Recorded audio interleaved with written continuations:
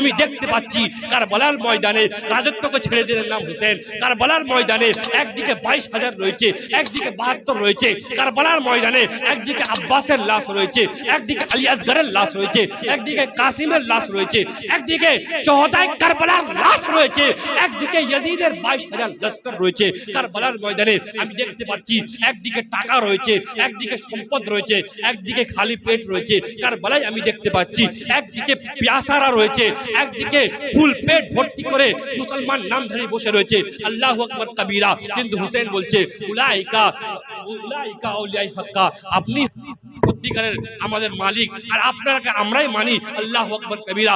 দুনিয়া ছেড়ে দিয়েছে, রাজত্ব ছেড়ে দিয়েছে, আখিরাতের চিন্তা নেই, একটাই চিন্তা আল্লাহ রাজি কিনা, আল্লাহ রাজি কিনা। হুসেন পাক বলে দিচ্ছেন শোনো শোনো, এই পৃথিবীতে যদি কেউ আল্লাহর একমাত্র চাহনেওয়ালা, মাননেওয়ালা, বন্ধু, সত্যিকারের ফলোয়ার হয়ে থাকে সেটা হচ্ছে আহলে বাইত।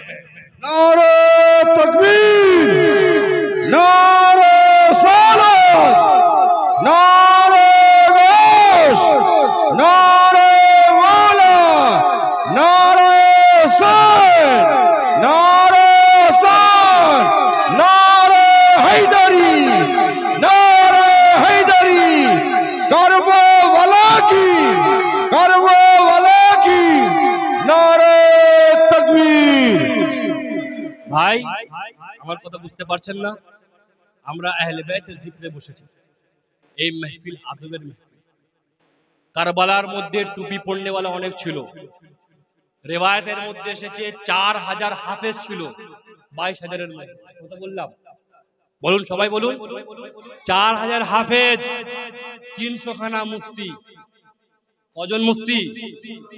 কিন্তু তারা সব কজন যাবে কোথায়? বলুন বলুন। সব কজন যাবে জাহান্নামে। তাদের ইলম, তাদের হাফেজ হওয়া, মুফতি হওয়া কিছুই বাঁচাতে পারলো না, কারণ তারা আহলে বাইতের মুস্তাক ছিল, আহলে বাইতের বেয়াদব ছিল। মুস্তাদরাক হাকিম এবং তিবরানির মধ্যে রিওয়ায়াত এসেছে, হাদিস বর্ণিত রয়েছে, লাউ আন্না রাজুলান সাঈদা বাইনা রুকনি ওয়াল মাকাম, যদি কোনো ব্যক্তি হজে যায়, হজে গিয়ে মাকামে ইব্রাহিম এবং রুকনের মাঝখানে বসে থাকে, কাবা শরীফের মধ্যে গিয়ে বসে থাকে, ফাসাল্লা ওয়া সাম, সেখানে গিয়ে শুধু বসে না থেকে সে রোজা অবস্থায় থাকে এবং নামাজ পড়ে, হুয়া মুকদিজুন লি আহলে বাইতি মুহাম্মদ সাল্লাল্লাহু তাআলা আলাইহি সাল্লাম, কিন্তু তার দিলের মধ্যে যদি আহলে বাইতের নিফাক থাকে, আহলে বাইতের দুশমনি থাকে, আহলে বাইতের প্রতি তার দিলের মধ্যে যদি নিফাক এবং দুশমনি ভরে থাকে, দাখালান নার, কাবা শরীফে বসে থাকার পরেও, নামাজ পড়ার পরেও, রোজা রাখার পরেও সে জান্নাতে যাবে না, বরং সে যাবে জাহান্নামে। কথা বুঝতে পেরেছেন না আমার ব্রাদারের তরিকাত? আহলে বাইত কোন ছোট জিনিসের নাম নয়। এই মাহফিল আদবের মাহফিল, ছেলে খেলার মাহফিল নয়। এখানে আপনারা আসেন, আদবের সাথে আসেন। বা আদব বা নসিব, বে আদব বদ নসিব। শুনেন শুনেন, আল্লাহু আকবার কবীরা। আর বেশি আপনাদের সময় নেব না, চলুক নাকি? অসুবিধা নেই তো?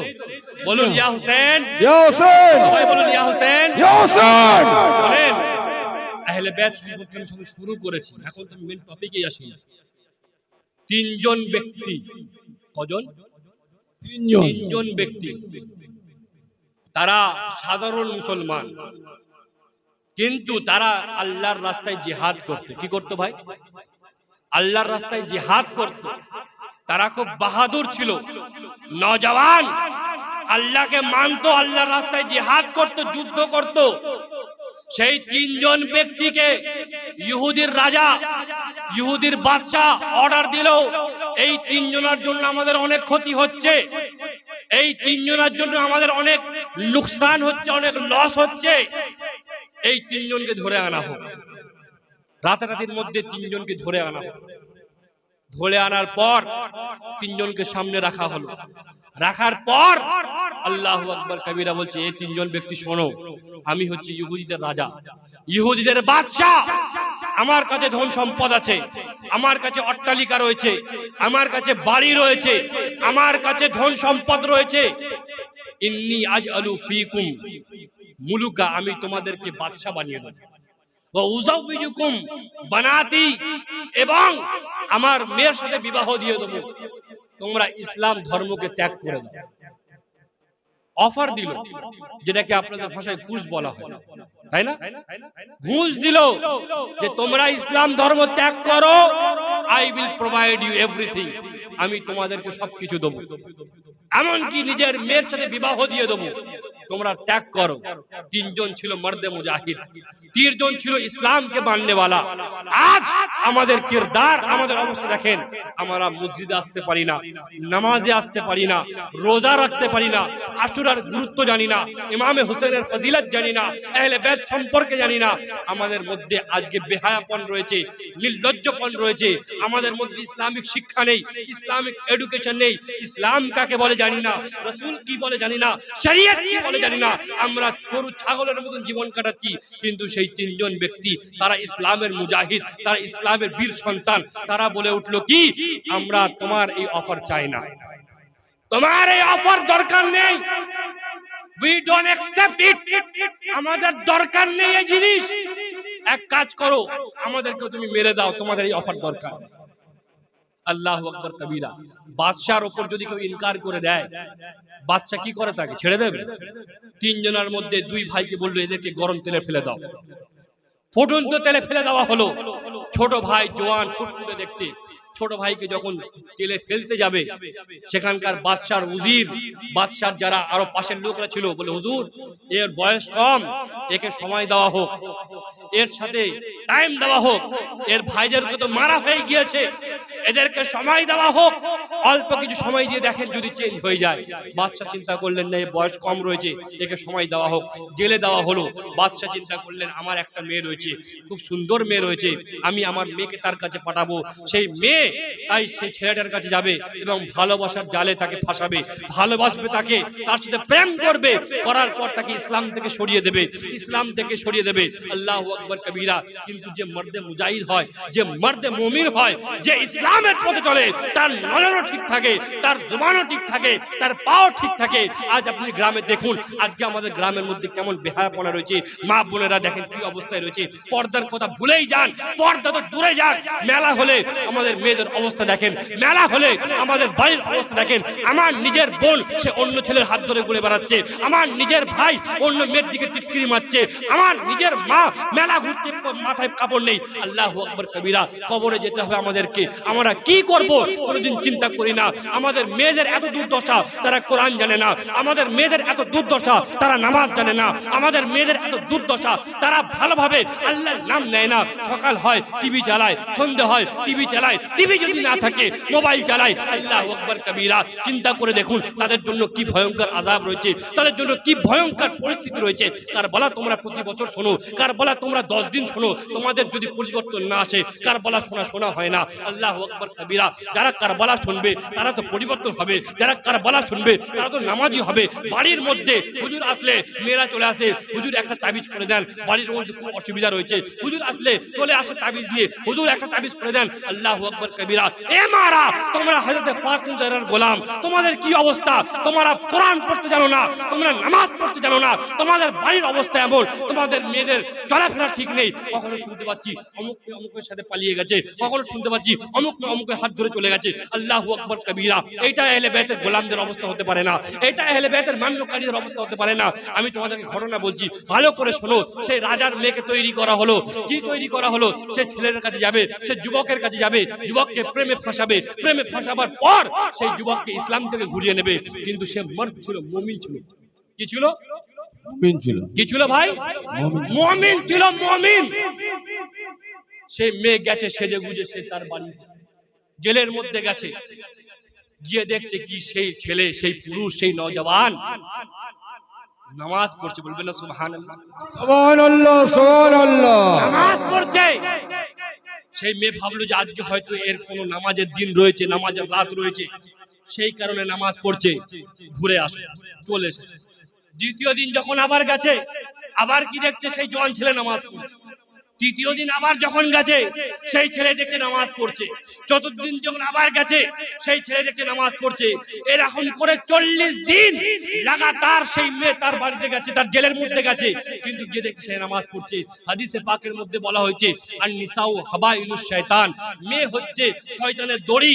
শয়তান যখন কোনো কিছু পায় না মেয়েকে লাগিয়ে দেয় যাতে মানুষকে পথভ্রষ্ট করা যায়। আল্লাহু আকবার কবীরা। সেই মেয়ে যখন বারবার গেছে গিয়ে দেখছে কি নামাজ পড়ছে, সেই মেয়ের দিলের মধ্যে চিন্তা হলো যে আমি এত পাপী, আমি এত গুনাহগার, আমি 40 দিন ধরে এই ছেলেটাকে ভটকাবার জন্য আসছি, আমি 40 দিন ধরে এই ছেলেটাকে পথভ্রষ্ট করার জন্য আসছি, আমি 40 দিন ধরে এই ছেলেটাকে রাস্তা থেকে সরাবার জন্য আসছি। আল্লাহু আকবার কবীরা। কিন্তু এই ছেলেটা এত বড় মুমিন, আল্লাহকে মাননেওয়ালা, আমার দিকে তাকানো দূরে যাক, আমার দিকে ঘুরেও নি, আমার দিকে দেখেও নি। আল্লাহু আকবার কবীরা। আমার খুব পছন্দ হয়েছে। সেই ছেলের পা ধরে বলছে এই আমি তোমাকে তো চিনি না, তোমাকে জানি না তুমি কে, কিন্তু তুমি যার ইবাদত করো আমিও তাকে মানতে চাই, তুমি যাকে মানো আমিও তাকে মানতে চাই, আমাকে তুমি মুসলমান করে দাও। সুবহানাল্লাহ সুবহানাল্লাহ। যাচ্ছিল কি কারণে? তাকে ইহুদি বানাবে বলে। কিন্তু সে মুমিনের ইস্তেকামত দেখে সেই মেয়ে ঘুরে কি হয়ে গেল? মুসলমান। যখন মুসলমান হয়ে গেল, রাজার মেয়ে মুসলমান হয়ে গেছে, ছি ছি ব্যাপার যে রাজা সারাদিন ইসলামের বিরোধিতা করেছে, তারই মেয়ে মুসলমান, এইটা বরদাস্ত হবে না। রাতের অন্ধকারে কি করেছে? মেয়েকে বলে তুই চলে যা, এই ছেলেটাকে নিয়ে চলে যা, আমার বদনামি হয়ে যাবে। যখন ছেলেটাকে নিয়ে চলে গেছে, রাতের বেলা সেই ভাই শুয়েছে। ভাই যখন শুয়েছে স্বপ্নে কাকে দেখছে?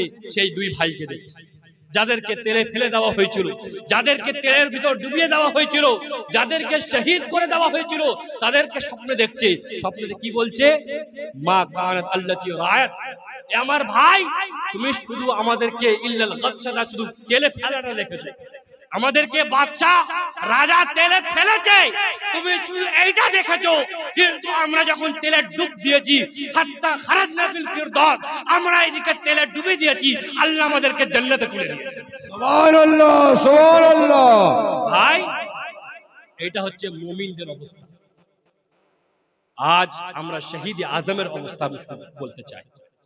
শহীদে আজম ইমামে হুসেন, ইমামে হাসান, আহলে বাইতের ফুল, যার ব্যাপারে আমার মওলা পাক বলছেন কি लूलू और मरजा है दोनों, दोनों है शम्सो कमर, दोनों है दो लाल गोहर, या अली या मुर्तजा। अहले बैत के যার বাপের নাম হচ্ছে আলী, যার মায়ের নাম হচ্ছে ফাতেমা, কে আলী, কে আলী। শোনো শোনো, আলী কোন সাধারণ মানুষের নাম নয়, আলী কোন পাড়ার লোকের নাম নয়, আলী কোন বড় পুলিশ অফিসারের নাম নয়। আলী হচ্ছে যে যার ব্যাপারে আমার রাসূল বলছেন মান আহাব্বা আলিয়ান ফাকাত আহাব্বানি, মান আবগাযা আলিয়ান ফাকাত আবগাযানি। যে আলীকে ভালোবাসলো সে আমাকে ভালোবাসলো, যে আলীর সাথে দুশমনি করলো সে আমার সাথে দুশমনি করলো। আলী কে? যার ব্যাপারে আমার রাসূল বলছে আমার তারদা আন তাকুনা মিন্নি বিমানজিলাতি হারুন মিন মুসা। এ আলী তুমি কি রাজি নও যে তোমার সম্মান, তোমার স্ট্যাটাস, তোমার সম্মান আমার নিকটে হযরতে মুসার সামনে যেমন হারুনের ছিল তেমন। আলী কে? যার ব্যাপারে আমার রাসূল বলছে মান কুনতু মাওলাহু ফা আলিয়ুল মাওলাহু, আল্লাহুম্মা ওয়ালি মান ওয়ালাহু ওয়া আদি মান ওয়াদাহু। আমার রাসূল বলছেন আমি যার মাওলা আলীও তার মাওলা। আলী কে? যার ব্যাপারে হাদিসে পাকের মধ্যে বর্ণিত রয়েছে, তিরমিজি খুলে দেখো, আল্লাহু আকবার কবীরা। আলী কে? আলী কে? শোনো শোনো, আলী কে? আল্লাহু আকবার কবীরা।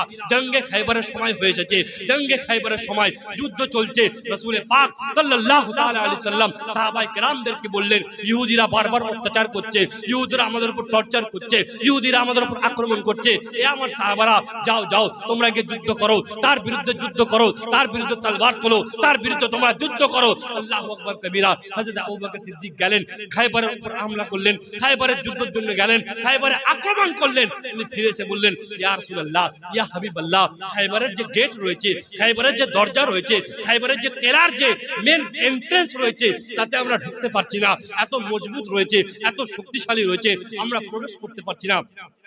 আল্লাহু আকবার কবীরা। হযরত আবু বকর সিদ্দিক যখন বললেন, রাসূল পাক অর্ডার দিলেন, এ ওমর তুমি যাও, তুমি গিয়ে ওই গেটটাকে ভেঙে যাও, যাও মুসলমানদের ঝান্ডাটাকে সেই কেলার উপর লাগিয়ে দাও, মুসলমানদের ঝান্ডাটাকে তার উপর লাগিয়ে দাও। আল্লাহু আকবার কবীরা। ব্রাদরানে তরিকত, আল্লাহু আকবার কবীরা। হযরত ওমর ফারুক গেলেন, 3-4 দিন ধরে হামলা চললো। হামলা চলার পর ওই গেটে যখন কোনো আক্রমণ হলো না, গেট যখন ভাঙতে পারলো না, হযরত ওমর ফারুক এসে বললেন, ইয়া রাসূলুল্লাহ, ইয়া হাবিবাল্লাহ, আমিও আক্রমণ করেছি, কিন্তু গেট খুবই মজবুত, এত মজবুত যে গেট ভাঙা যাচ্ছে না, সম্ভব হচ্ছে না। মাওলা পাক পরবর্তীগারে আলমের প্রিয় হাবিব, আমরা চেষ্টা করছি কিন্তু পারছি না। রাসূল পাক কি বললেন, আমি কালকে ঝান্ডা এমন একজনের হাতে দেবো যে আল্লাহকে ভালোবাসে, আল্লাহও তাকে ভালোবাসে। আমি কালকে ঝান্ডা এমন জনের হাতে দেবো যে আল্লাহকে ভালোবাসে, আল্লাহ তাকে ভালোবাসে। ব্রাদরানে তরিকত, সবাই টেনশন করছে যে এমন খুশনসিব ব্যক্তি কে রয়েছে, এমন ভাগ্যবান ব্যক্তি কে রয়েছে যাকে আল্লাহ ভালোবাসে, এমন ভাগ্যবান ব্যক্তি কে রয়েছে যাকে আল্লাহ মোহাব্বত করে, এমন ভাগ্যবান ব্যক্তি কে রয়েছে যার সাথে আল্লাহর সম্পর্ক এত মধুর। আল্লাহু আকবার কবীরা। সারা রাত সাহাবায়ে কেরামরা ঘুমাননি, সারা রাত চিন্তা করছেন, কাল যদি রাসূল পাক ঝান্ডা আমাকে দিয়ে দেন তাহলে আমি সার্টিফিকেট পেয়ে যাব, কাল যদি রাসূল পাক ঝান্ডা আমাকে দিয়ে দেন আমি সার্টিফিকেট পেয়ে যাব। আল্লাহু আকবার কবীরা। সাহাবায়ে কেরামরা মদিনার মসজিদের মধ্যে উপস্থিত রয়েছেন, রাসূল পাক উপস্থিত রয়েছেন, সবাই উপস্থিত রয়েছেন, সবাই চিন্তা করছেন ঝান্ডা কাকে দেওয়া হবে, ঝান্ডা কাকে দেওয়া হবে। আল্লাহু আকবার কবীরা। রাসূল করিম সাল্লাল্লাহু তাআলা সাল্লাম এদিকে ওদিকে দেখে বললেন, আইনা ইবনে আবি তালিব, আইনা ইবনে আবি তালিব, আবি তালিবের ছেলে আলী কোথায়, আবু তালিবের ছেলে আলী কোথায়? সাহাবায়ে কেরামরা বলেন, ইয়া রাসূলুল্লাহ, ইয়া হাবিবাল্লাহ, আলী তো অসুস্থ রয়েছে, আলী তো বিমার রয়েছে, আলীর তো শরীর অসুস্থ, তার চোখে ব্যথা রয়েছে, সে তো আসতে পারেনি। রাসূল পাক বললেন, যাও আলীকে ডেকে আনো, আলীকে ডেকে আনো। সাহাবায়ে কেরামরা গেলেন, মাওলা মুশকিল কুশাকে ডাকা হলো। মাওলা মুশকিল কুশা আলেন, আসার পর বললেন, এ আলী কোথায় ছিলে তুমি? ইয়া রাসূলুল্লাহ, ইয়া হাবিবাল্লাহ, আমার চোখে ব্যথা, আমি আসতে পারিনি। ফাবাসাকা রাসূলুল্লাহ সাল্লাল্লাহু তাআলা আলাইহি ওয়াসাল্লাম ফি আইনি। রাসূল পাক নিজের থুতু মুবারক ওনার চোখে লাগিয়ে দিলেন। চোখে লাগিয়ে দেওয়ার পর আলীকে বলছে, আলী তোমার চোখের অবস্থা কি? হাদিস বলছে ফাবারা, সঙ্গে সঙ্গে থুতু মুবারক লাগানো হলো, মাওলা মুশকিল কুশার চোখ সুস্থ হয়ে গেল। সুবহানাল্লাহ, সুবহানাল্লাহ। এবার রাসূল পাক বলেন, এ আলী, এই নাও, এই ঝান্ডা আমি তোমার হাতে দিলাম, এই ঝান্ডা তোমার হাতে তুলে দিলাম, এই ঝান্ডা তোমাকে দিচ্ছি, যাও যাও এই ঝান্ডা নিয়ে আক্রমণ করো, এই ঝান্ডা নিয়ে যাও ইহুদিদের কাছে যাও, ইহুদিদের সাথে যুদ্ধ করো। আল্লাহু আকবার কবীরা। মাওলা মুশকিল কুশা যখন খায়বরের গেটের সামনে গেলেন, মাওলা মুশকিল কুশা যখন খায়বরের দরজার কাছে গেলেন, খায়বরের মধ্যে একটা বড় যুদ্ধওয়ালা ছিল, একটা বড় পেহলওয়ান ছিল, ইহুদিদের একটা বড় পেহলওয়ান ছিল, যার নাম ছিল মারহাব, যার নাম ছিল মারহাব। পুরো আরবের মধ্যে এটা ফেমাস ছিল, এটা পুরো প্রচার হয়ে গেছিল যে মারহাব হচ্ছে 1000টা লোকের সমতুল্য। কটা লোকের সমতুল্য? 1000-এর সমান মারহাব। সে মারহাব এসে ঘোড়ার উপর চড়ে রয়েছে, পুরো বডিতে আয়রনের গেট ড্রেস রয়েছে, মাথার উপর জেরা রয়েছে, পুরো পা অবধি আয়রনের ঢেকে রয়েছে। মারহাব বলছে, কাদ আলিমাত খায়বারা আন্নি মারহাব, শোনো শোনো, পুরো খায়বার বাসী জানে আমি মারহাব, আমি মারহাব পেহলওয়ান, সাকিত সালাহি আনতা মুজাররাব। শোনো, আমার হাতে তলোয়ার রয়েছে, এই তলোয়ার যখন চলে আমি সামনে কাউকে দেখি না। মাওলা মুশকিল কুশাকে চ্যালেঞ্জ করছে, হায়দারে কাররারকে চ্যালেঞ্জ করছে, মাওলা পাক পরবর্তীগারে আলমের খলিফাকে চ্যালেঞ্জ করছে। আল্লাহু আকবার কবীরা। যখন মাওলা মুশকিল কুশার সামনে মারহাব ডায়লগ দিচ্ছে যে আমি মারহাব, আমার সামনে 1000 জন টেকে না, আমি মারহাব, আমার 2 হাত দিয়ে তলোয়ার চড়ে, আমি মারহাব, আমার সামনে কেউ দাঁড়াতে পারে না, যখন বারবার এটা বলছে, তখন আমার মাওলা মুশকিল কুশা অন্য কথা বলেননি, উনি একটাই কথা বললেন, আনাল্লাযী সাম্মাতানি উম্মে হায়দারা। এ মারহাব, তোমার নাম মারহাব হতে পারে, তুমি পেহলওয়ান হতে পারো, অনেক শক্তিশালী হতে পারো, আনাল্লাযী সাম্মাতানি উম্মে হায়দারা, আমার মা আমার নাম হায়দার। হায়দার, যে হায়দার কাকে বলা হয়? হায়দার বাঘকে বলা হয়। বাঘ, বাঘ বুঝেন তো? বাঘ দেখেন, আসাদ মানে হচ্ছে বাঘ আরবি ভাষায়। বুঝতে পারছেন আমার কথা? আসাদ মানে কি? বাঘ। আব্বাস মানে বাঘ, হামজা মানে বাঘ, হায়দার মানে হচ্ছে বাঘ।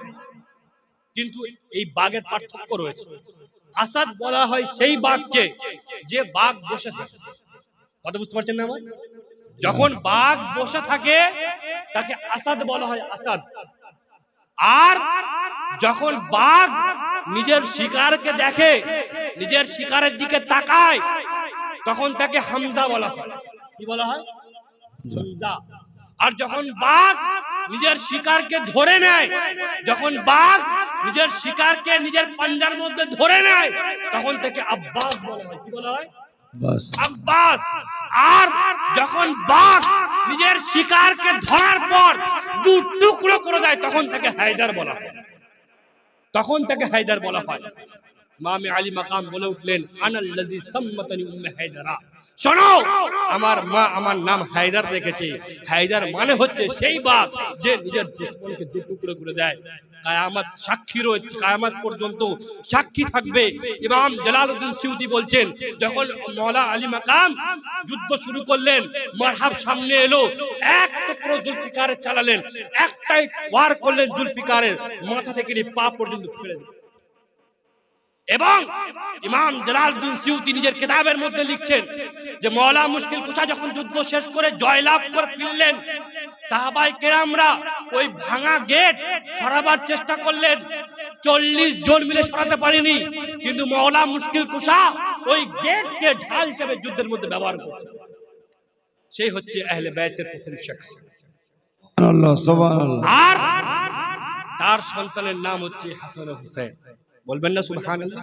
সুবহানাল্লাহ, সুবহানাল্লাহ। ইমাম হাসান হুসেন, বলবেন না সুবহানাল্লাহ? সুবহানাল্লাহ, সুবহানাল্লাহ। আমরা যখন আমার ওলাদের নাম রাখি, বাচ্চার নাম রাখি, আমরা জিজ্ঞাসা করি, মাওলানা সাহেব আমার ছেলের জন্য একটা ভালো নাম রেখে দেন। বলি না? কি ভাই বলি না? এবার যদি হুজুর থাকেন, হুজুরের কাছে আছে, হুজুর আমার ছেলে জন্মগ্রহণ করেছে, মেয়ে জন্মগ্রহণ করেছে, আমার ছেলের নামটা রেখে দেন। আমার ছেলের নাম রাখেন আল্লাহু আকবার কবীরা। হুজুর যদি হয়, হুজুর নাম রেখে দেয়। আমরা পুরো পাড়ায় বলে বেড়াই, আমার ছেলের নাম আক্তার হুজুর রেখেছে, আমার সন্তানের নাম অমক হুজুর রেখেছে, আমার ওলাদের নাম অমক হুজুর রেখেছে। আল্লাহু আকবার কবীরা। ইমাম হাসান হুসেনের নাম কে রেখেছে? হাদিসে পাকের মধ্যে বলেছে, আল হাসানু ওয়াল হুসাইনু ইসমান মিনাল জান্নাহ। হাসান হুসেনের নাম অন্য কেউ রাখেনি, হাসান হুসেনের নাম জান্নাত থেকে দেওয়া হয়েছে, জান্নাত থেকে দেওয়া হয়েছে। ভাই আসুন এবার কারবালার দিকে যাই। আপনারা ঘটনা শুনেছেন, কারবালার শেষ আমি বর্ণনা করব, সময় খুব অল্প রয়েছে। আপনাদের দিকে শুধু আপনাদেরকে বলতে চাই, আল্লাহু আকবার কবীরা। চিন্তা করে দেখেন তো ভাই, 72 জন ব্যক্তি, তার মধ্যে কারোর কাছে সেরকম হাতিয়ার নেই, তার মধ্যে কারোর কাছে সেরকম যুদ্ধের কোনো জিনিসপত্র নেই, কিন্তু তারা যাচ্ছে। কেন যাচ্ছে? তারা তো নিজে থেকে যায়নি। আপনি বলুন তো, আমাকে মাস্টার সাহেব যদি দাওয়াত করে ডাকে, দাওয়াত করার পর যদি খাবার না দেয়, এলাকার লোকেরা কি বলবে? কেমন লোক রে ভাই, দাওয়াত করেছে কিন্তু খাবার দেয়নি। বদনামিটা কার হবে? মাস্টার সাহেবের হবে। যদি আমাকে মসজিদ কমিটি দাওয়াত করে আর যদি আবার সম্মান না করে, তাহলে এলাকার কার দাওয়াত বদনাম হবে? মসজিদ কমিটির হবে। আর পুরো পাড়া মিলে যদি আমাকে দাওয়াত করে আর পুরো পাড়া যদি আমার অসম্মান করে, তাহলে বদনামটা কার হবে? পুরো পাড়ার হবে। আল্লাহু আকবার কবীরা। ইমাম হাসান যখন শহীদ হয়ে গেলেন, ইমাম হোসেন কিন্তু আসতে চাননি, উনি কিন্তু গদি চাননি, উনি কিন্তু চাননি যে আমি খলিফা হব, উনি কিন্তু চাননি যে উনি খলিফা হিসেবে থাকবেন, উনি চাননি রাজত্ব, উনি চাননি গদি, উনি চাননি কিছু। কিন্তু ওনারা তো জন্মগত বাদশা, ওনারা তো বাদশারও বাদশা, ওনাদের গদি লাগে না। ইয়াজিদ ভালো করে জানতো, পুরো দুনিয়া, পুরো পৃথিবী যদি আমার বায়াত করে নেয় আর নওয়াসায়ে রাসূল, রাসূল পাকের আওলাদ যদি বায়াত না করে, আমার বায়াতের কোনো মূল্য নেই। আর পুরো দুনিয়া যদি আমার অস্বীকার করে দেয়, হুসেন যদি মেনে নেয়, তাহলে আমাকে সবাই মেনে নেবে, তাই না? সবাই মেনে নেবে। ইমামে হোসেন গদি চাননি, ইমামে হোসেন খেলাফত চাননি। ইমামে হোসেন মদিনাতুল মুনাওয়ারাতে বসে রয়েছেন, ইমামে হোসেন মদিনায় রয়েছেন। আল্লাহু আকবার কবীরা। এইদিকে হযরত আমির মুয়াবিয়া ইন্তেকাল করেছেন। কেমন পলিত সন্তান, যে বাপ মারা গিয়েছে সেই দিকে খেয়াল নেই, ইয়াজিদের গদির লাগবে। গদি লাগবে, সে মদিনার গভর্নর ওয়ালিদকে চিঠি পাঠাবে। ওয়ালিদ বিন উতবাকে চিঠি পাঠানো হলো, আমি ইয়াজিদ আমার বাপের পর আমি রাজত্বে বসেছি, সর্বপ্রথম 4 জনের কাছ থেকে তুমি বায়াত নাও। আব্দুল্লাহ ইবনে উমর, আব্দুল্লাহ ইবনে জুবাইর, হাসনাইন করিমেন, ইমামে হুসেন এবং আরেকজন 4 জনের কাছে তুমি বায়াত গ্রহণ করো। তারা যদি বায়াত করে নেয় ভালো, নাহলে তাদেরকে কতল করে দাও।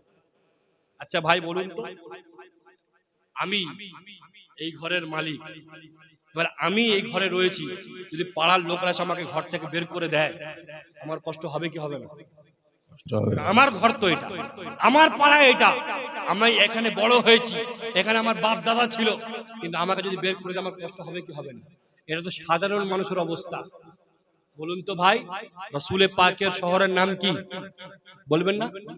রাসূলে পাকের শহরের নাম হচ্ছে মদিনা, তাই না? আমার রাসূল বলেন আমার কাছে সবথেকে প্রিয় শহর হচ্ছে মদিনা। লা আকসিমু বিহাযাল বালাদ, কোরআনের মধ্যে এসেছে। এ আল্লাহ কসম খাচ্ছে আমার রাসূল সেই শহরের কসম, লা আকসিমু বিহাযাল বালাদ, সেই শহরের কসম যেই শহরে তুমি আছো। মুফাসসিরে কেরাম বলছেন মদিনা আমার রাসূলের সবথেকে প্রিয় শহর। আর হাদিসে পাকের মধ্যে এসেছে যেই নবী যেই শহরকে বেশি ভালোবাসে তার মাজারও সেখানে। তো আমার রাসূলের রওজা কোথায় রয়েছে? বলুন বলুন, মদিনাতুল মুনাওয়ারায় রয়েছে। সেই মদিনা সবথেকে প্রিয় শহর আমার রাসূলের। ওয়ালিদ বিন উতবার কাছে চিঠি পাঠানো হলো, হুসেনকে ডেকে বায়াত নেওয়া হোক। ভাই কত বড় অত্যাচার, কত বড় অত্যাচার! ইমামে হুসেনকে ওয়ালিদ বিন উতবা ডাকলো রাতের অন্ধকারে। মারওয়ান বিন হাকাম বসে রয়েছে। ওয়ালিদ বিন উতবা নরম মানুষ ছিল, তার দিলের মধ্যে একটু আহলে বায়তের প্রতি প্রেম ছিল। সে ডেকে বলছে, হুসেন ইয়াজিদের চিঠি এসেছে, ইয়াজিদের চিঠি এসেছে, আপনাকে বলেছে বায়াত করতে হবে, যদি বায়াত না করেন আমাকে অ্যাকশন নিতে হবে, আমি এখানকার গভর্নর। ইমামে হুসেন বলে উঠলেন, ওয়ালিদ শোনো, আমি হুসেন আলীর সন্তান, আলীর নওয়াসা, আমি এরকম অন্ধকারে বায়াত গ্রহণ করব না। কালকে তুমি মদিনার মসজিদে অ্যানাউন্স করবে, সবাই বায়াত করবে, তার সাথে আমাকেও তুমি বলবে। যখন এই কথা বলল ইমামে হুসেন বলে উঠলেন, তখন মারওয়ান বলছে, ওয়ালিদ হুসেনকে কতল করে দাও। ভাই রাসূল পাক পর্দা নিয়েছেন মাত্র 60 বছর গেছে, 60 বছর হয়েছে, 60 বছরের মধ্যে আওলাদ রাসূলের সাথে এই ব্যবহার করা হয়েছে, মাত্র 60 বছর হয়েছে। যখন মারওয়ান বলে উঠলো হুসেনকে শহীদ করে দাও, ইমামে হুসেন তো অন্য কারোর আওলাদ নয়, আলীর আওলাদ। উনি বলে উঠলেন, মারওয়ান তুমি আমাকে কতল করতে চাও, একবার চেষ্টা করে দেখো, আমি হচ্ছে সে আহলে বায়তের খানদান। এই বলে ইমামে হুসেন বের হয়ে গেলেন। যখন বের হয়ে গেলেন তিনি চিন্তা করলেন মদিনা হয়তো আর আমার থাকার জায়গা। আহ কত আফসোস, কত ব্যথা, যে মদিনাতে রাসূলে পাক হুসেনকে কাঁধে করে নিয়ে ঘুরিয়েছে, যেই মদিনাতে রাসূলে পাক মেম্বারে বসে হুসেনকে কোলে নিয়েছে, যেই মদিনাতে রাসূলে পাক হুসেনের ঠোঁটে চুমু খেয়ে বলতেন, ইয়ামতাসু লুআবাল হুসেন কামা ইয়ামতাসু রাজুলুত তামরা, হুসেনের ঠোঁটকে এমন চুমতেন, এমন চুমু খেতেন যেমন একটা মানুষ খেজুরের দানাকে চষে। সেই মদিনাতুল মুনাওয়ারাকে দেখে বলছে, আজকে হয়তো আর মদিনায় আমি থাকতে পারবো না, মদিনা হয়তো আমার থাকার জায়গা নেই। আল্লাহু আকবার কবীরা। আহলে বায়তের লোকদেরকে জড়ো করেছেন, আহলে বায়তের খানদানকে জড়ো করেছেন, আহলে বায়তের পরিবার বর্গকে জড়ো করেছেন। জড়ো করার পর হুসেন বলছেন, চলো চলো, মদিনা হয়তো আমার থাকার দরকার নেই, মদিনা আমাদের জন্য আর সেফ নেই। আল্লাহু আকবার কবীরা। আপনি চিন্তা করে দেখুন তো, নওয়াসায়ে রাসূল যে মদিনার মালিক, নওয়াসায়ে রাসূল যে মদিনার উত্তরসারি, নওয়াসায়ে রাসূল যে মদিনার যেখানে নানা রয়েছে, যেখানে ফাতেমা রয়েছে, যেখানে ওনার চাচারা রয়েছে, সবার কবর রয়েছে, সেখানে ওনার থাকার জায়গা নেই। আল্লাহু আকবার কবীরা। কত বড় জালিম ছিল সেখানকার লোকেরা, কত বড় জালিম ছিল ইয়াজিদ এবং তার দলবলরা। হুসেন ইবনে আলী মদিনায় বড় হয়েছে, সেই হুসেন ইবনে আলী গেছে কার কাছে? কার কাছে গেছে ভাই? প্রথম গেছে রাসূল পাকের রওজা। রসুল পাকের মাজারে ইয়া রাসূলুল্লাহ ইয়া হাবিবাল্লাহ আপনার নওয়াসা এসেছে, ইয়া রাসূলুল্লাহ ইয়া হাবিবাল্লাহ আপনার লাডলা এসেছে, সেই হুসেন এসেছে যাকে আপনি বলেছেন হুসাইনুম মিন্নি ওয়া আনা মিনাল হুসেন, সেই হুসেন আপনার দরবারে এসেছে যার ব্যাপারে আপনি বলেছেন আল হাসান ওয়াল হুসাইন সাইয়্যিদা শাবাবি আহলিল জান্নাহ। আপনার দরবারে সেই হুসেন এসেছে যার ব্যাপারে আপনি বলেছেন হুসেন আমার জন্য, আমি হুসেনের জন্য, এ আমার নানা জান। আপনার উম্মতের জুলুম শুরু হয়ে গেছে, এ আমার নানা জান ইয়াজিদের জুলুম শুরু হয়ে গেছে, এ আমার নানা জান আপনার কাছে আমি এসেছি, শেষ বিদায় নেওয়ার জন্য এসেছি। হুসেন পাক বলছেন রাসূল পাকের রওজার সামনে দাঁড়িয়ে, বলুন তো ভাই আমাদের যখন কষ্ট হয়, আমাদের যখন বুকে ব্যথা লাগে, আমরা কি করি? আমরা তার কাছে যাই যাকে সবথেকে বেশি ভালোবাসি, আমরা তার কাছে যাই যাকে সবথেকে বেশি প্রিয় মনে করি। রাসূল পাকের দরবারে হুসেন পাকের দরবারে হুসেন পাক গেছেন, কি বলছেন হুজুর আজ ইজাজত দেন, ইজাজত দেন।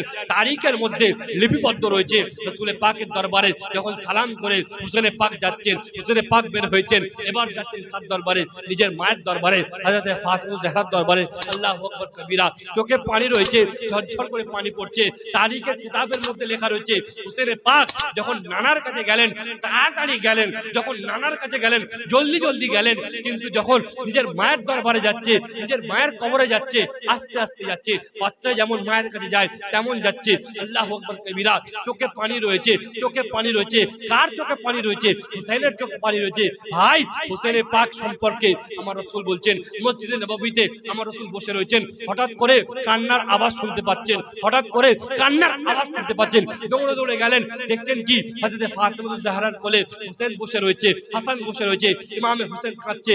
রাসূল পাক বলেন, ফাতেমা এ আমার সন্তান, হুসেনকে কাঁদিও না, হুসেনের কান্না আমি সহ্য করতে পারি না, হুসেনের চোখের পানি আমি সহ্য করতে পারি না। সেই নওয়াসায়ে রাসূল তার চোখ থেকে পানি বের হচ্ছে। আল্লাহু আকবার কবীরা। সাহাবীদের যুগে একটা সাহাবী জঙ্গলে গেছে শিকার করতে, সেইখান থেকে একটা হিরনের বাচ্চা এনেছে, একটা হিরনের ছোট্ট বাচ্চা এনে রাসূল পাককে দিয়েছে, ইয়া রাসূলুল্লাহ এটা আপনার জন্য গিফট, এটা আপনার জন্য তোহফা, এটা আপনার জন্য প্রেজেন্টেশন, আপনাকে দিচ্ছি, আপনি রাখেন। রাসূল পাক নিয়ে সেটা ইমামে হাসানকে দিয়ে দিলেন। ইমামে হাসান সেটার সাথে খেলতে খেলতে বাড়ি গেছেন। বাড়ি যখন গেছেন ইমামে হোসেন বলছেন, ভাইজান আমাকেও দেন, আমিও খেলবো, এই ছোট হিরনটা, এই ছোট যে হিরন রয়েছে সেটা আমাকেও দেন, আমার খুব সুন্দর লেগেছে। আল্লাহু আকবার কবীরা। ইমামে হাসান বলে উঠলেন, এ আমার ভাই, এ আমার লাখতে জিগার, আমাকে এটা নানা জান দিয়েছেন, রাসূল পাক দিয়েছেন, যাও যাও তুমিও চলে যাও, তুমিও রাসূল পাকের দরবারে চলে যাও, তোমাকেও দেবে। রাসূল পাকের দরবারে যখন ইমামে হোসেন গেলেন, বললেন, নানা জান আপনি তো আমার ভাইকে একটা ছোট হিরন দিয়েছেন, আপনি আমার ভাইকে একটা ছোট হিরনের বাচ্চা দিয়েছেন, আমাকেও একটা দেন, আমাকেও একটা দেন, আমিও খেলবো, আমিও ভালোবাসবো। আল্লাহু আকবার কবীরা। রাসূল পাক চিন্তা করছেন, আমি কোথা থেকে আনবো? আল্লাহু আকবার কবীরা। দূর থেকে কি দেখছে? একটা বড় হিরন তার নিজের বাচ্চাটাকে দৌড়ে দৌড়ে রাসূল পাকের কাছে আনছে। রাসূল পাকের কাছে এসে বলছে, ইয়া রাসূলুল্লাহ, ইয়া হাবিবাল্লাহ, কাল আপনার সাহাবী আমার একটা বাচ্চা ধরে এনেছিল, আপনি সেটা হাসানকে দিয়েছেন, ওটা আমারই বাচ্চা ছিল। ইয়া রাসূলুল্লাহ এটাও আমার বাচ্চা রয়েছে, এই ছোট যেটা দেখতেন এটাও আমার বাচ্চা, এটা হুসেনকে দিয়ে দেন, এটা হুসেনকে দিয়ে দেন। তার কারণ কি?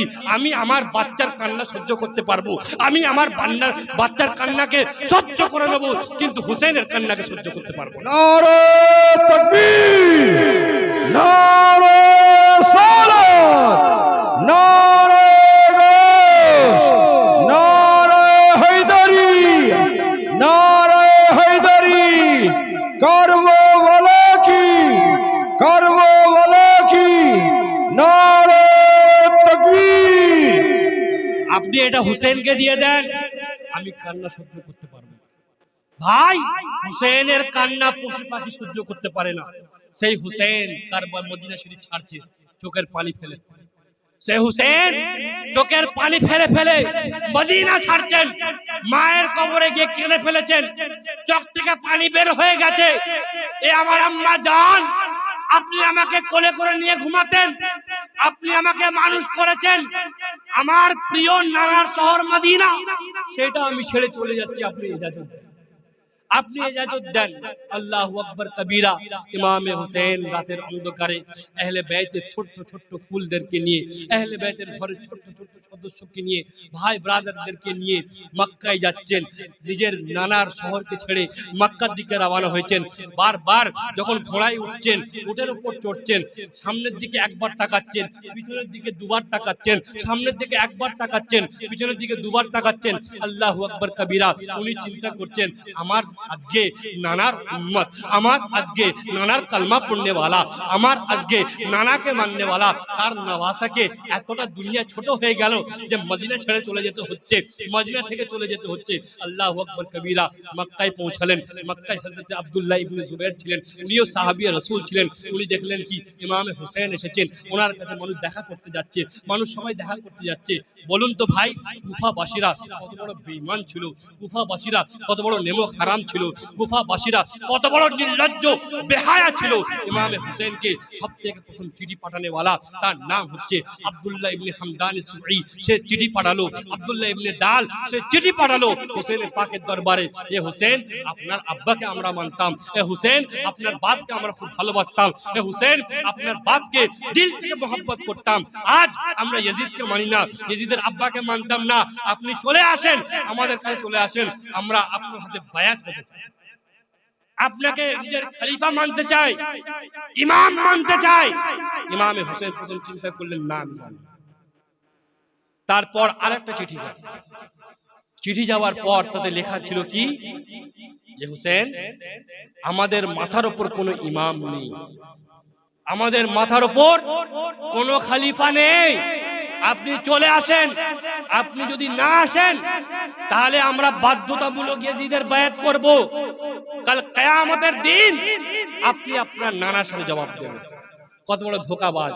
ধরেন এই এলাকার ইমাম চলে গেছে, মসজিদ কমিটি বলছে এখানে কোনো ইমাম নেই, আপনি একটা ইমাম পাঠান, আমরা নামাজ পড়বো। যদি আপনি ইমাম না পাঠান তাহলে মসজিদে তালা মেরে দেবো, সব গুনার ভাগ আপনার। আমি ইমাম পাঠাবো না। কি ভাই, কেন ভাববো কি আমি যদি ইমাম না পাঠাই মসজিদে তালা পড়ে যাবে, তাই না? কিন্তু আমি যখন ইমাম পাঠাচ্ছি দেখছি অলরেডি মসজিদে তালা মারা। ঠিক একই ঘটনা ইমামে হোসেনের সাথে।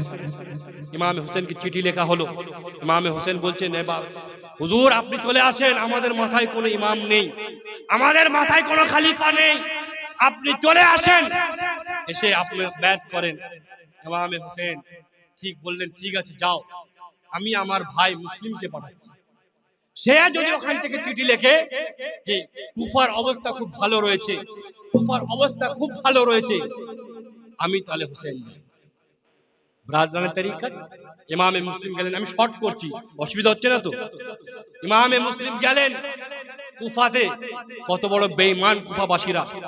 একদিনের মধ্যে 12,000 লোক বায়াত করলো। কতজন বলুন ভাই? 12,000। 12,000।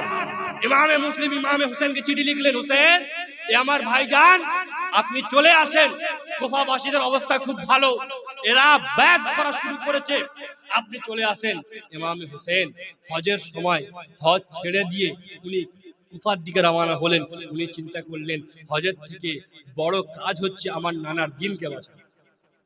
ভাই, হোসেন যদি কারবালায় না যেত আপনাদের মসজিদে আজান হতো না। হোসেন যদি কারবালায় না যেত আপনারা হারাম হালাল বুঝতে পারতেন না।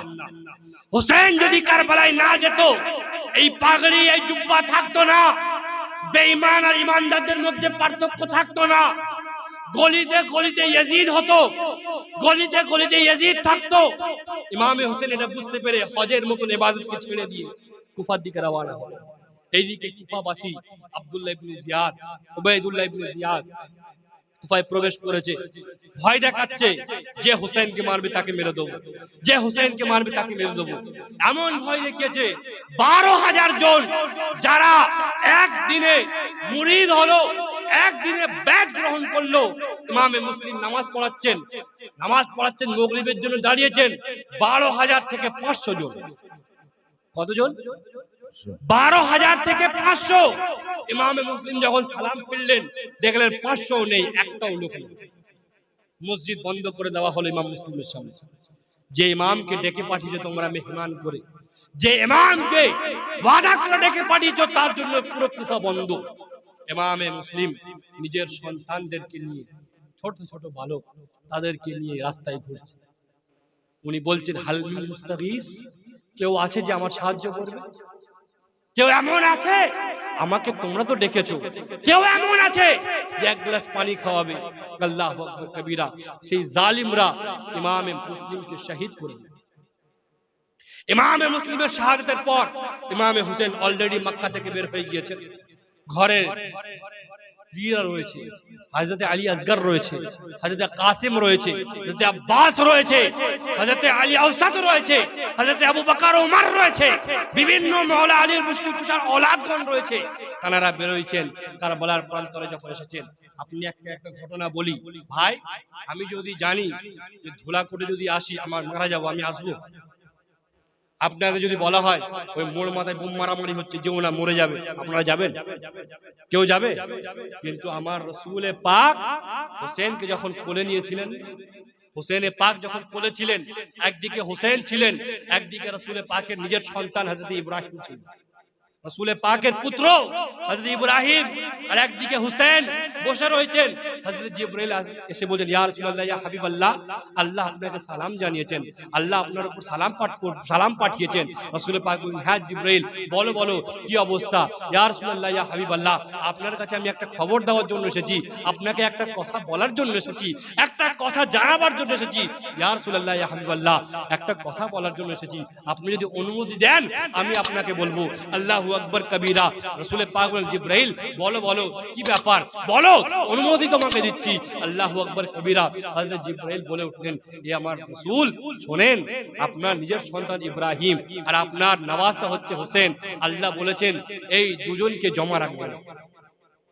এই দুজন একসাথে জীবিত থাকবে না, এই দুজনের মধ্যে যে কোনো একজনকে আপনি চুজ করে নেন, বেছে নেন। আপনি যাকে বেছে নেবেন সে জীবিত থাকবে, আর যাকে বলবেন আল্লাহ তাকে তুলে নেবে। রাসূলে পাক একবার নিজের সন্তান হযরত ইব্রাহিমের দিকে তাকাচ্ছেন, আর একবার নিজের নওয়াসা হুসেনের দিকে তাকাচ্ছেন। তারিখে বাগদাদের মধ্যে খতিবে বাগদাদি লিখছেন, ইমামের হুসেনে পাকের প্রতি রাসূলে পাকের প্রেম মহব্বত এমন ছিল, উনি বলে উঠলেন, এ জিবরাইল, আমি আমার সন্তানকে ছেড়ে দিচ্ছি, আমার সন্তানকে তুলে নাও, হোসেনকে ছেড়ে দাও, কারণ আমি আমার কান্না সহ্য করতে পারবো, কিন্তু ফাতেমার কান্না সহ্য করতে পারবো না। ফাতেমার কান্না সহ্য করতে পারবো না। তার কিছুদিন পর হযরত ইব্রাহিম ইন্তেকাল করলেন, পর্দা নিলেন। তখন রাসূল পাক বলতেন, মারহাবা বিমান ফিদাইতুহু বিইবনি, আমার এই সন্তানের উপর আমি আমার औलादকে কুরবান করেছি। আল্লাহু আকবার কবীরা।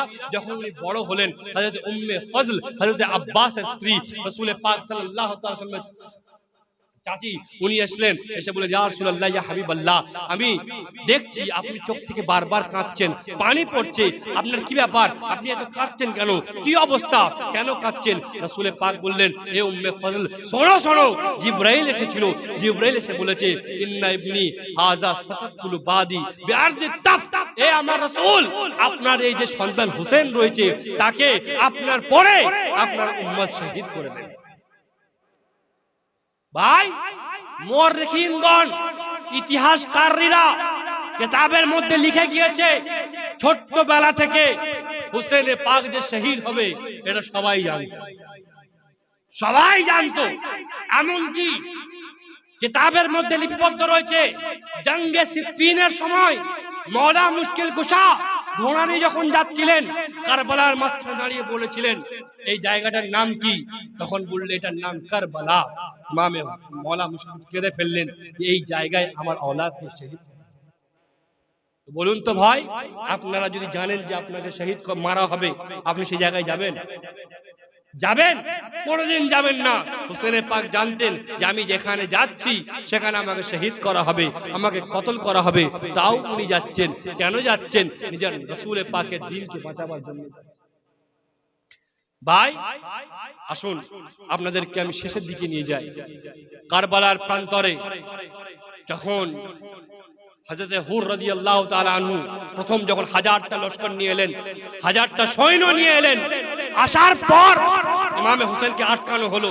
ইমামে হোসেনকে আটকানোর পর ইমামে হোসেন বললেন, আমি তোমাকে তিনটে জিনিস বলছি, হয় আমাকে ইয়াজিদের কাছে নিয়ে চলো, আমি তার সাথে কথা বলবো, নচেত আমাকে মদিনায় ফেরত যেতে দাও, নচেত আমাকে এমন জায়গায় চলে যেতে দাও যেখানে আমি একা থাকবো, কারোর সাথে সম্পর্ক থাকবে না। আল্লাহু আকবার কবীরা। হযরত হুর উনি আটকালেন, বলেন হুজুর আমাদের অর্ডার দেওয়া হয়নি, আপনাকে আটকাবার অর্ডার। যে 12,000 কুফাবাসীরা ইমামে মুসলিমের হাতে বাইআত করেছিল, তারা টাকায় বিক্রি হয়ে গেল, ভয়ে ঈমান পরিবর্তন করে নিল। নিজের ঈমান পরিবর্তন করার পর কারবালার ময়দানে 72 জন মানুষের সামনে লড়াই করার জন্য 22,000 দাঁড়িয়েছে। ভাই কোথায় 72 জন আর কোথায় 22,000? ডবল নয়, ট্রিপল নয়, 10 ডবলও নয়, তারও বেশি, তারও বেশি। 72 জনকে শহীদ করার জন্য 22,000 লস্কর। সেই লস্করকে যখন ইমামে হোসেন দেখলেন, উনি খুতবা দিলেন। কি খুতবা দিলেন? এ লস্করে জাররার, শোনো, আমি হচ্ছি তোমার রাসূলের নওয়াসা। আমার পর দুনিয়ার বুকে এমন কোন ব্যক্তি তুমি দেখতে পাবে না যে রাসূল পাকের নওয়াসা হবে। আমি একমাত্র জীবিত যে তোমার রাসূলের নওয়াসা। কোন নবীর আওলাদ বেঁচে নেই। আমি তোমার নবীর আওলাদ, যার ব্যাপারে তুমি কালমা পড়েছো, যার ব্যাপারে তুমি ঈমান এনেছো, তার আওলাদ। এখনো কি তোমরা আমাকে চিনতে পারছো না? এখনো কি তোমরা আমাকে দেখতে পাচ্ছ না? আমি হচ্ছি হুসাইন ইবনে আলী, আমি হচ্ছি রাসূল পাকের নওয়াসা, ফাতেমার লাল, যার ব্যাপারে আমার রাসূল বলেছেন আল হাসান ওয়াল হুসাইন সাইয়্যিদা শাবাব আহলিল জান্নাহ। ইমাম হোসেন যখন খুতবা দিলেন, তারা কোনো উত্তর দিল না। ইমাম হোসেন আবার বলে উঠলেন, এ কুফাবাসীরা, তোমরা কি আমাকে চিঠি পাঠাওনি? তোমরা কি আমাকে দাওয়াত করোনি? তখন তারা বলে উঠলো, আমরা আপনাকে কোনো চিঠি পাঠাইনি, কোন চিঠি দিইনি। ইমামে হোসেন নিজের ব্যাগটা থইলে টেনে উল্টে দিল, দেখলো কি তাদের চিঠি ভরা রয়েছে। যারা তলোয়ার নিয়ে দাঁড়িয়ে রয়েছে তার মধ্যে সবাই চিঠি পাঠিয়েছে ইমাম হোসেন। ভাই, ইমামে হোসেন কেন খুতবা দিচ্ছেন? যাতে হুজ্জত কায়েম হয়ে যায়, যাতে মানুষের সামনে এটা দলিল হয়ে যায় যে হোসেন যুদ্ধ চায়নি, হোসেন চেয়েছিল তাদেরকে বোঝাবার জন্য, হোসেন চেয়েছিল তাদেরকে বোঝাবার জন্য, কিন্তু তারা বোঝেনি, তারা যুদ্ধ করতে এসেছে। আল্লাহু আকবার কবীরা। সময় খুব সংক্ষিপ্ত, আসুন আপনাদেরকে কারবালার আসল ঘটনা বলি। ব্রাদারানে তরিকত, কারবালার ময়দান শুধু কারবালা শুধু কোনো একটা ঘটনার নাম নয়। কারবালা এমন একটা জিনিস দিলের মধ্যে বসিয়ে দিলে